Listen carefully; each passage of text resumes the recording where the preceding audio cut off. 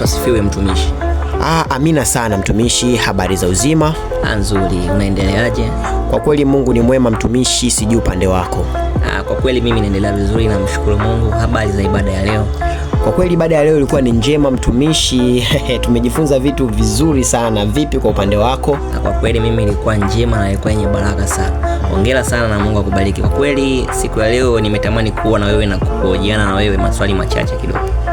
Bila shaka itakuwa ni vizuri zaidi kwa sababu inabidi tuweze kuelimika na vitu aina mbalimbali. Hivi ni kwa nini wewe unapenda kuja ibadani?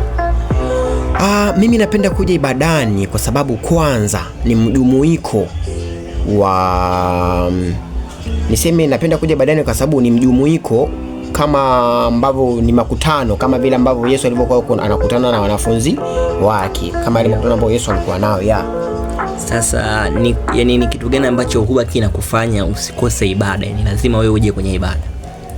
Bwana, mimi sipendi sana kukosa ibadani kwa sababu ni lazima niwe ibadani, kwa sababu nahisi kama nikikosa ibadani kuna mafundisho na yakosa. Unajua, ninapokuja ibadani yale mafundisho nayapata kwa wingi, alafu isitoshe pia napata kwa kutafsiriwa na kwa kuelimishwa zaidi. Lakini ninapokuwa niko peke yangu kidogo naona kama vile nakosa ufumbuzi wa maswali yangu. Ndio, unawaambiaje watu ambao mara nyingi wamekuwa wanakosa hamu ya kuja kwenye ibada?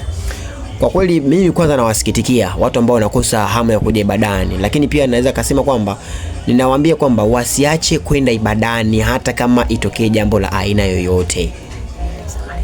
Ndio, asante na Mungu akubariki sana mtumishi.